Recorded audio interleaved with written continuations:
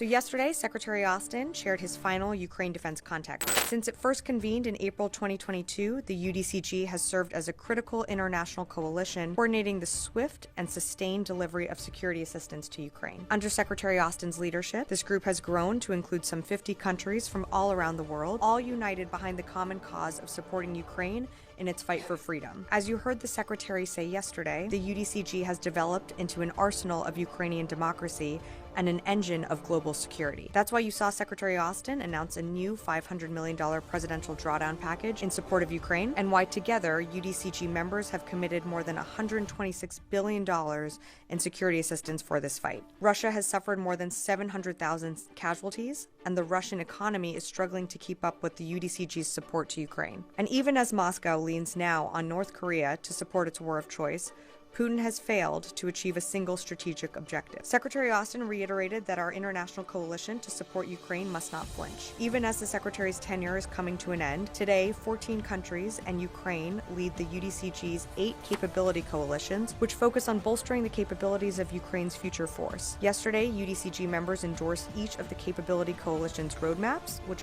lay out a sustainable approach to helping meet both Ukraine's long-term and near-term capability needs.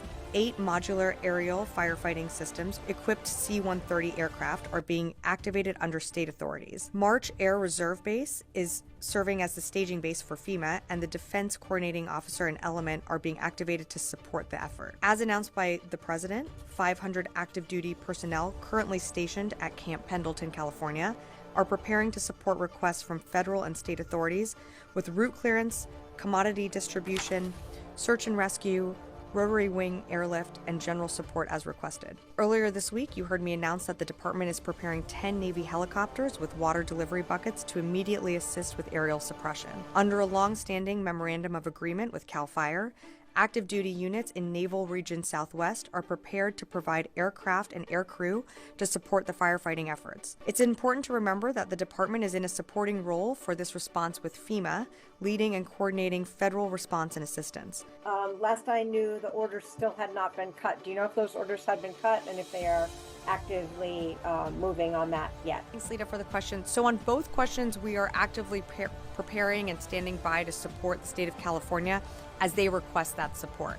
On the 500 personnel, you asked, I believe, if they were active duty, and the units that will be going, or the 500 personnel that would be going, all consist of active duty Marines from one MEF.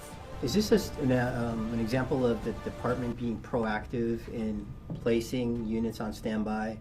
Because, as you know, no taskings, no orders been not gone out yet. So that doesn't indicate this LA or CAL FIRE or state has actually requested these assets aside from the California National Guard. So is that the best way to characterize it? So part of this is, as the Secretary, to borrow a phrase that the Secretary uses, being in a 3-point stance so that we can surge capabilities and assets immediately into the state as the Governor's Office requests these capabilities. You've seen the President announce some of these, including the authorization of these 500 service members that can go and assist with a variety of capabilities into the state of California. But absolutely, it is a combination of being ready so that we can surge assets in, and then also working with FEMA, which will be the coordinator of all the federal response, and the state of California in meeting their needs. And, I've certainly gotten this question of, why aren't you rushing assets in right away? Why isn't the military putting all of their forces right now on the ground? We have to work with the state. So as the state requests resources, as the state of California requests, capabilities, we are standing by and ready to support, but we absolutely have to work with the state and the governor is going to know best on how to use our assets. So we're working with CAL FIRE. We have a great partner in them. And is there also an issue of having to train some of these troops in fire suppression since that's not a normal tasking?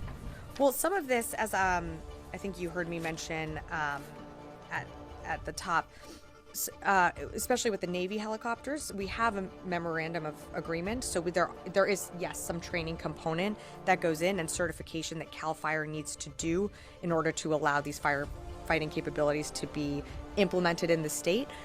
So yes, there is a level of certification and training, but we're standing by. We're standing by ready to support.